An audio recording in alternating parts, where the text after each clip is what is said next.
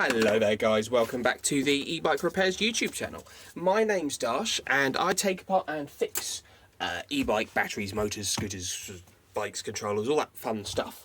What I've got in today is this. It's a Stromer battery pack, which is all very exciting. Here we go. It is 48 volt, 15.9 amp hours. It's got a funky charge port, lithium ion. It's all, yeah. This I have to assume is to stop it rattling around in the bike, bits of inner tube glued to it.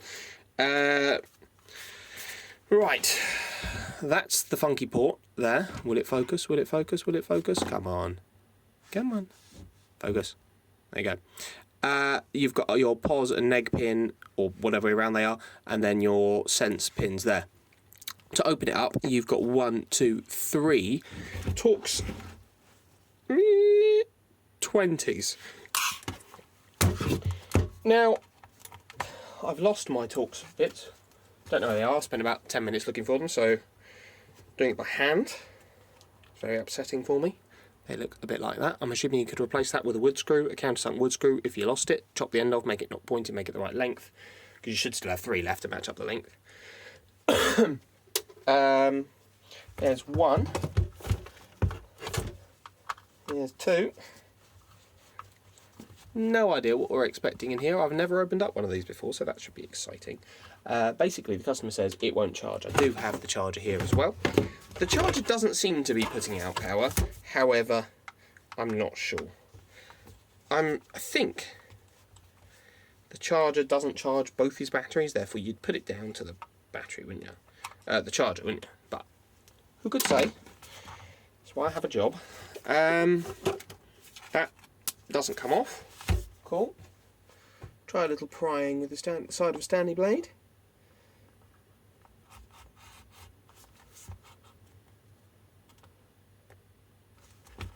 Make sure it's not sort of glued or siliconed in place. There's a little bit of movement.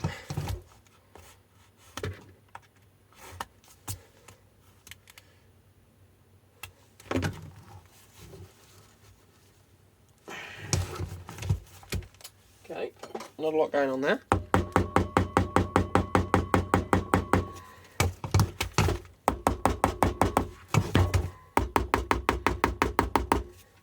Nope.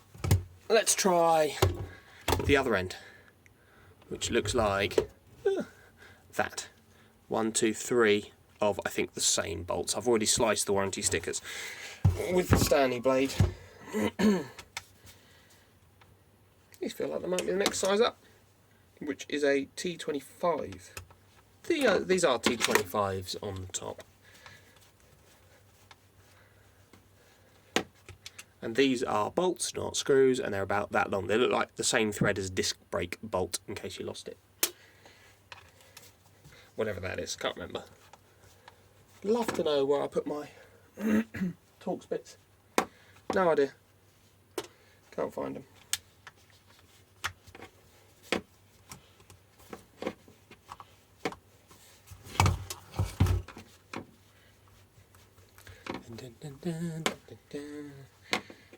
Doing it by hand.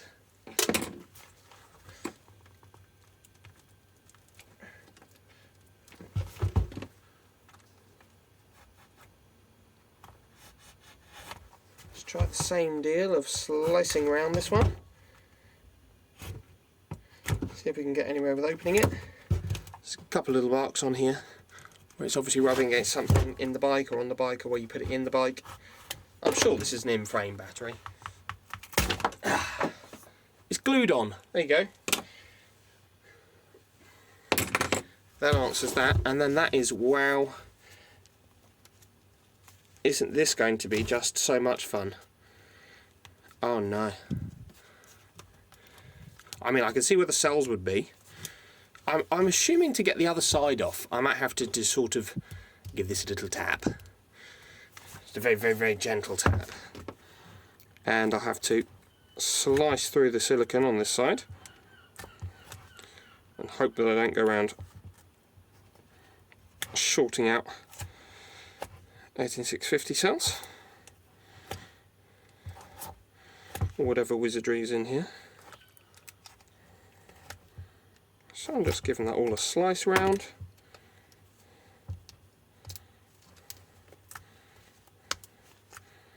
That's a bead of silicone around that. Love silicone on this channel. Sarcasm for anyone who knows. I hate it. Bane of my existence. Right, I'm going to do something tappy and I'm not going to let you watch because you won't like it. I'll be back. Okay, you might not be quite where I left you because that was a little violent, but I have gained access. So the positive pin is on this side. The negative pin is on this side. Ooh, you can't even focus, sorry. And the sense pins go to the other lot. Now, there's just about no room to get in here and slice the silicone.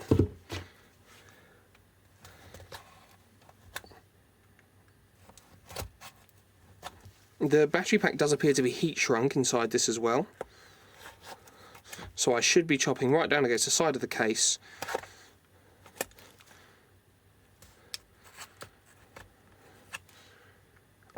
Between the heat shrink and the pack. So I'm only aiming to cut this silicone.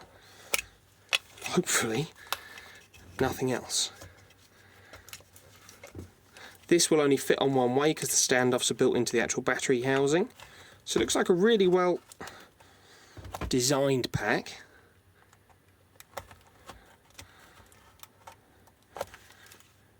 It's like a nice tight fit, not really much room for rattling. I did see some little sticky pads in there to sort of hold everything together. Oh yeah, look. Look. There we go. Right, so Stromer label here and this label here on the same face.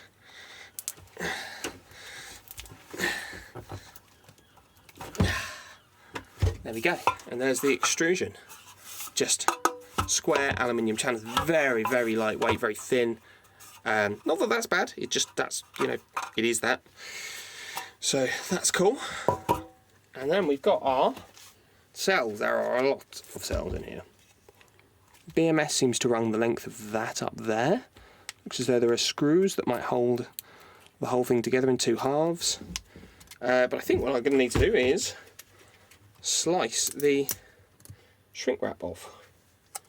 So I'll probably need to reuse these sticky pads from it because they clearly space it out the correct amount. So I'm not going to slice them. I'm going to slice down the side of that.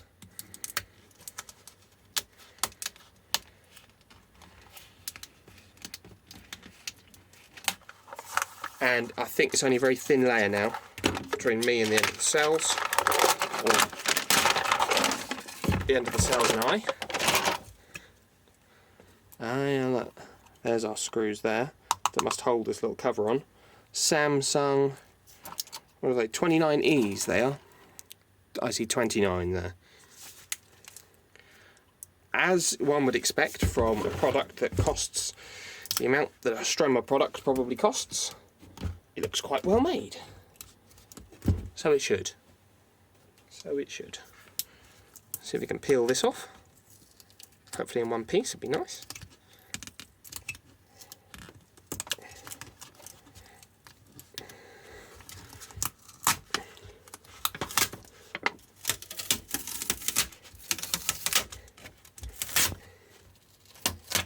Oh, look at that. Lovely. So we're looking at a 13S configuration, I think. 1, 2, 3, 4, 5, 6p of 29E. Yeah, that adds up. So 1, 2, 3, 4, 5, 6, 7, 8, 9, 10, 11, 12, 13S. Looks nice. Custom nickel. Spot welded. I don't know what thickness that is. It's very thick nickel. It probably doesn't need to be anything like that thick, but it is, which is lovely. I think these look machine built. All the spot welds look just about identical, or at least it was done with a hydraulic one. They're all offset slightly. So the first lot of spot welds is just offset to the right slightly, because if I draw a straight line down, it ends up here. So this lot of spot welds is all offset here, and that applies to every single spot weld I can see, which makes me think it probably wasn't done by hand. So our main negative is up here. and our main positive will be on this side. So let's peel this side off. Also, so much silicon.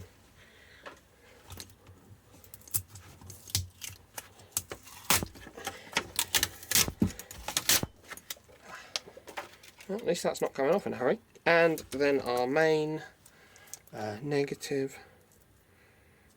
Where's our positive gone? Oh, is it back up here somewhere? Then there's our main positive here. So it runs down one side and then back up the other side and ends up here. So let's take some measurements, shall we? My thoughts are it's not charging, it's dropped low on the bike. Might have dropped too low for the charger to recognise, and also the charger was probably not working. So 45.84 volts. Balance wires, there's a little circuit board in here. I'm thinking this BMS is going to have some kind of smart functionality because it's got these sense wires. Realistically, if the BMS is bad, it's probably not going to be very fixable.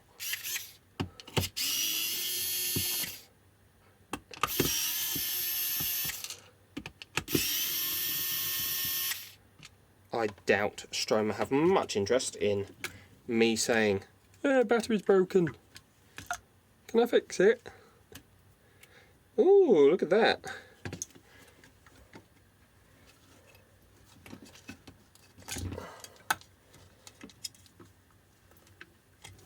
A bit more silicon, because of course there is. Why wouldn't there be? Right, what's stopping me from pulling you off the negative lead? There's 2 of the screws for the BMS. The third one seems... There you go. With the 3rd screw. So, we've got MOSFETs in there. Wow. Look at that. There's 8 MOSFETs in this thing. Blimey. 2 fuses. Both 30 amps. Temp sensor. A little battery to keep it powered up. There's a button cell in there. There's a smart functionality in here. Because there's no way your BMS needs a microchip like that. They've got some form of balancing. They've got these little resistors here. And I'm assuming those are caps there.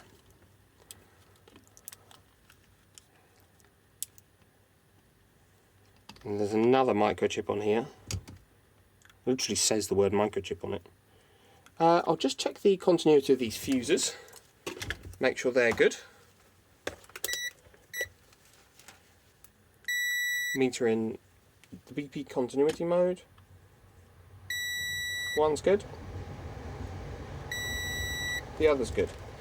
You might not actually be able to set them properly if one was blown by not removing it from the ball, because the other one would create a path as well. They're probably parallel up. Who knows? So anyway, we might be able to look at our cell voltages from here. However, I don't want to disconnect the cells. I've done it anyway. Sure. It's happened now. Oh well, I was going to say I don't want to disconnect the cells because the smart functionality might be affected. It might have a hissy fit.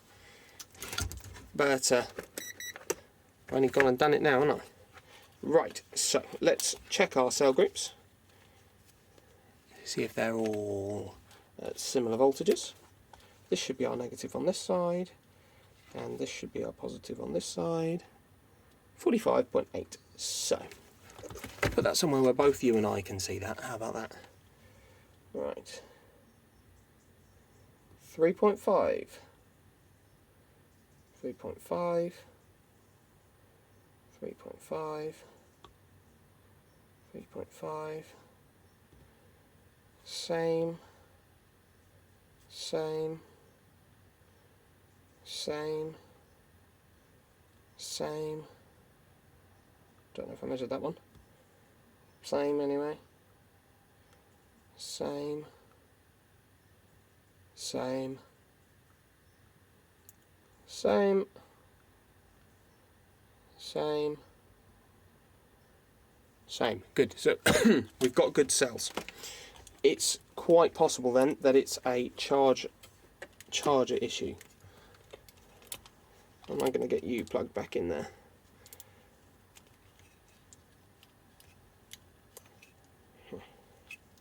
That seems irritating to do. That certainly does not seem fun to do. It's like you need a hand. It's so small, only an ant could use it. So incredibly inconvenient.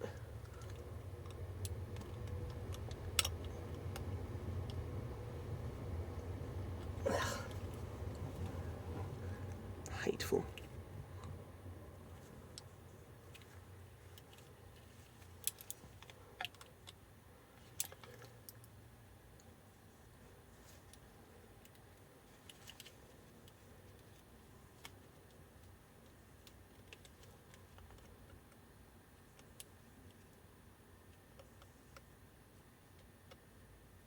Oh wait, that's why I'm an idiot.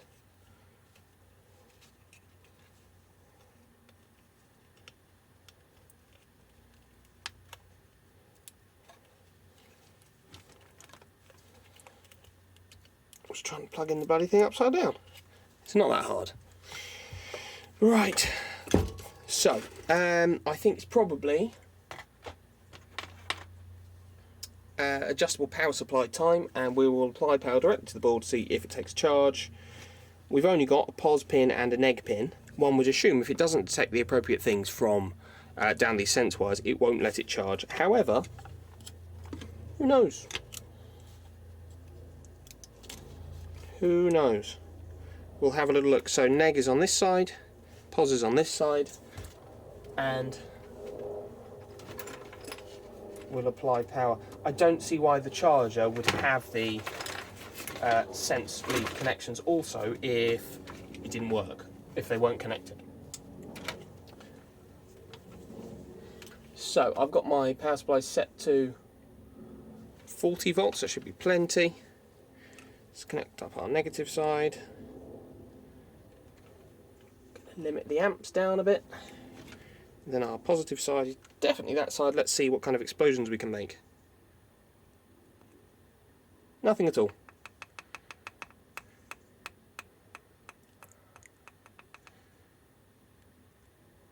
It's deeply disinterested in that. One would assume the FETs are off, which would make sense. They should be off. If I connect, then see what side gets controlled, shall we?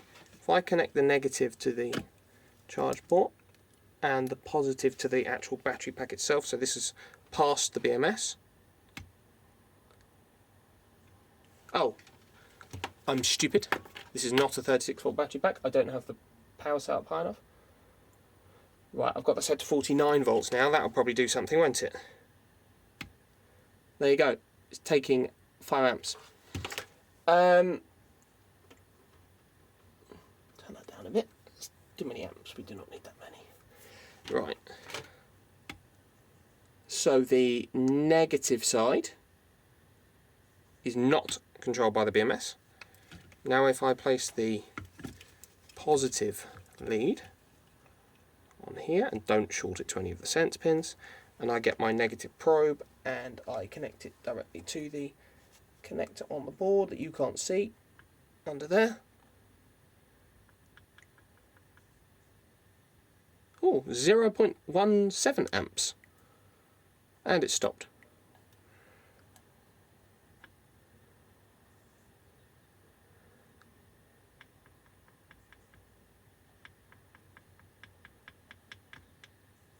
If I repeatedly connect it and disconnect it and connect it and disconnect it, you do actually get a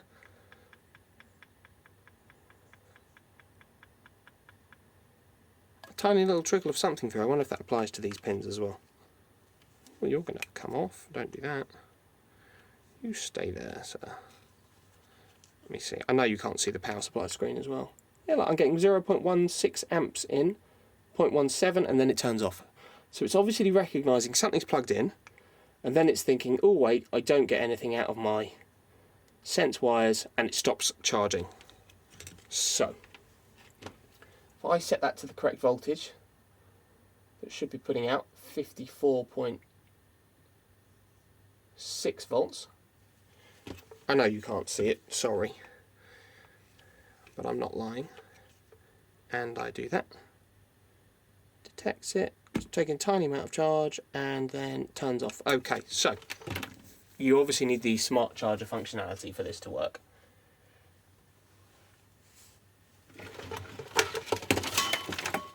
Right. Too many things on the desk right now.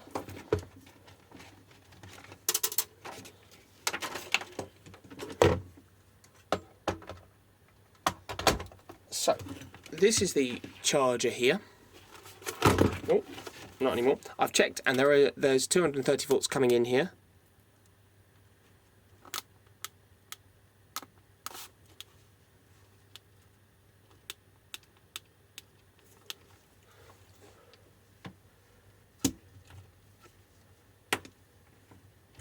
Let's get rid of these. Got such a tangle. Right. But you don't get any lights on the charger ever, basically. If I plug that in, it's magnetic, so it will only let me plug it in one way. You just get nothing. No lights, no music. There is some magnetic shmoo in here. Probably needs cleaning out.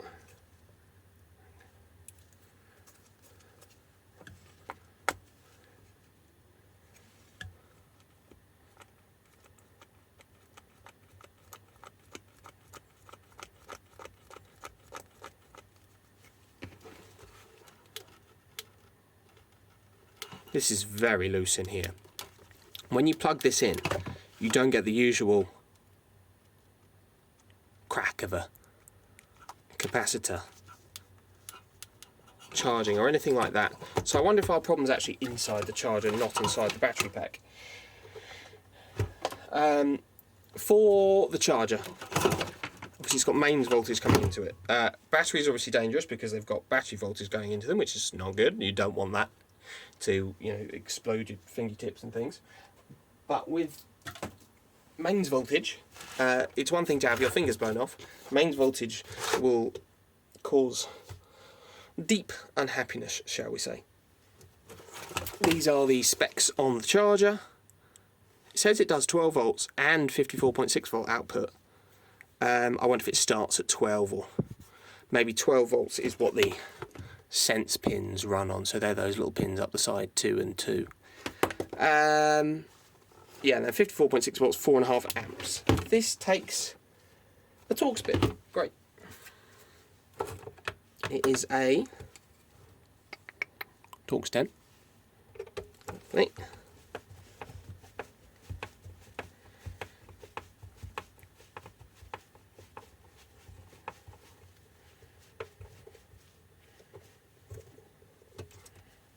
Screws a bit like that.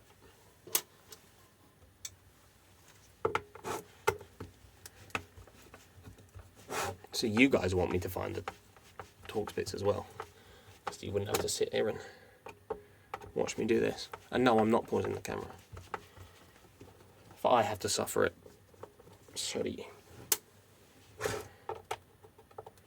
There are little dabs of silicone on these, so I'm assuming they are, you know, they know if you've been messing about with it and opening the charger. There are no feet, strangely. One would have expected to see little rubber feet. I wonder if this has either been apart before, or someone's thought about taking it apart before and didn't get through with it, or maybe the feet just fell off. Who could say? And this one is so full of silicone.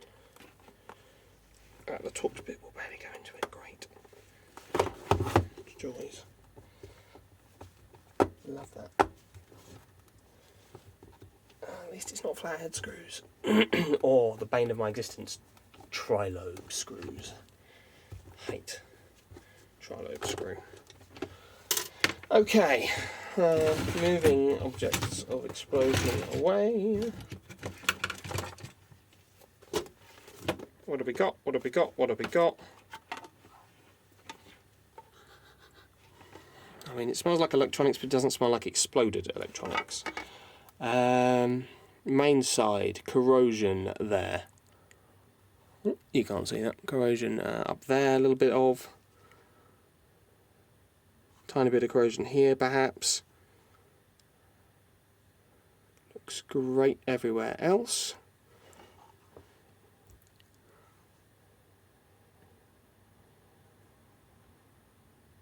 This, I think, is just flux around here, where these have obviously been manually hot soldered on, not with a machine. A machine would have built this circuit board. The conformal coating appears to stop here at the mains voltage side. So you can see the distinct line where it stops. I'm assuming that's a conformal coating. Feels very much like one. Right, we've got all the fun bits up the other end. This is quite possibly still live. Oh, there's a fuse in here. Ooh. This is quite possibly still live with mains power. So I could say something quite exciting.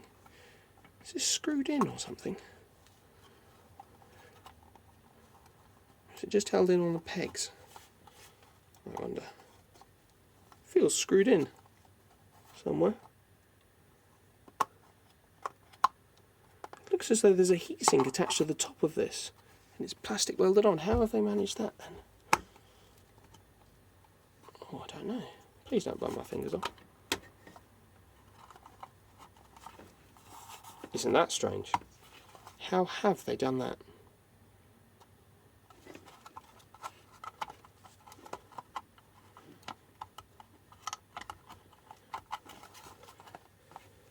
You know, I don't know. It's clipped in some fashion.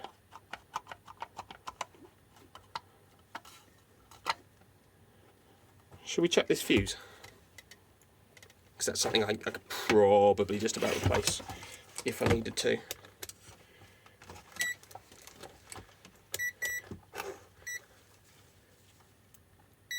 Meter set to continuity. There's the level. Oh wow, that fuse is blown. That's my leads together, that's both ends of the fuse. Well, this could be an easy one. Maybe I open the battery for nothing. So the reason I wasn't sure about the light situation or lack thereof is there's nothing here that says the light code. Normally it says, you know, red flashing, blue flashing, or whatever it is. How do I take this apart? What an odd situation to be in.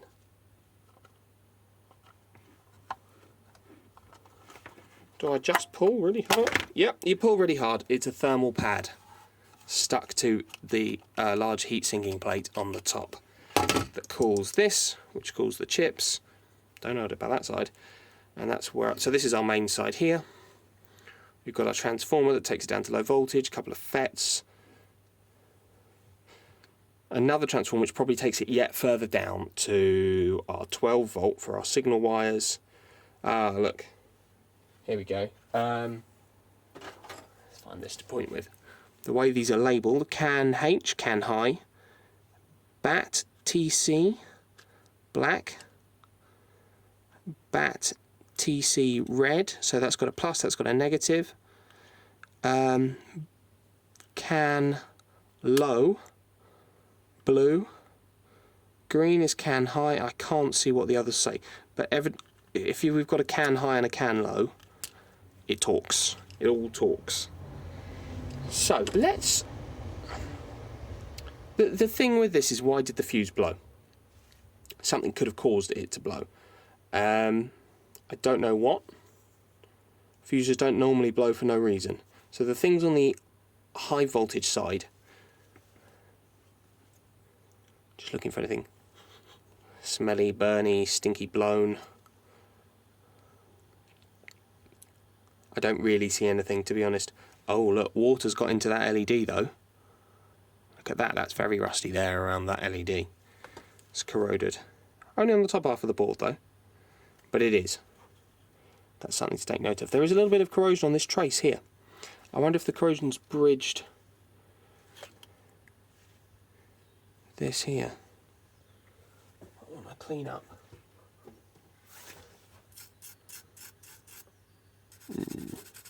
I don't think that was very bad at all, that corrosion.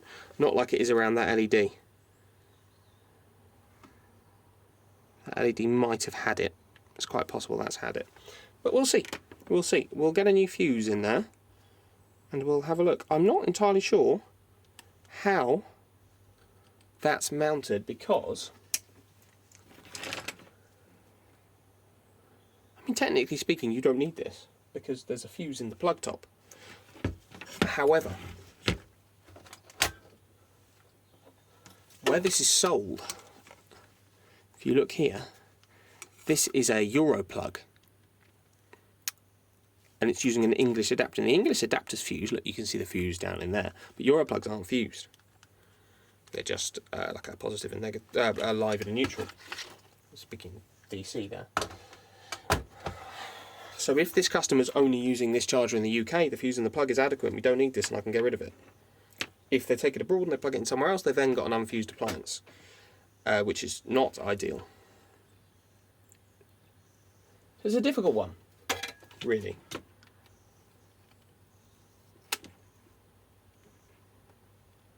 Ugh. Right, I'm going to get this fuse either replaced or removed, and I will cut back. Okay, there's the fuse out. It's very hot. Still not quite sure how I'm going to mount a new one in there, but this says T3.15A H250V. So it's a 3 amp fuse, 230 volts. Okay, right, so that actually wasn't so bad. I heated up that side, soldered it through the board there, and we have a fuse that's, you know, resoldered on. Looks fine. Let's get this popped back in here. What I'm going to do is I'm going to mount it in the lower half of the case for the moment so that I don't touch anything all zappy and bad, because we wouldn't want that. That'd be just awful. That would, imagine the fuss. Let's get our battery pack back on scene.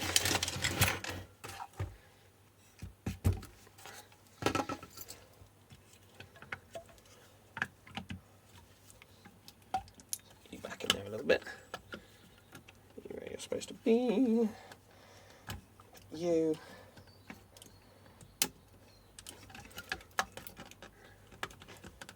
Okay, you can just sort of sit there for a sec. Right, I'll put that there so you can see that, shall I? Watch it wipe out my power. I've got the end of the... Well, charger's broken. He needs a new charger. I'm not going to fault find this any further. My fuse has exploded. You all saw that. It could be. It's probably, realistically, something on the high voltage side. I'm not actually sure what. Something's obviously shorted. It can't be very far after that.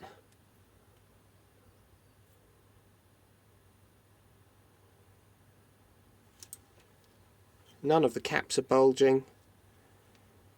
Thing looks surprisingly alright, but there's so much silicon on this board, I'm not interested enough. But oh well. New charger it is. I'd imagine a new charger will solve this. Thank you very much for watching. If you like this sort of thing, it's sticking with me for 35 minutes at this point. If you like this sort of thing, please feel free to leave a like, rating, comment, subscribe to the channel. I've got a members thing. Share it with other people who want to waste 35 minutes of their time listening to me talk nonsense. Bye bye.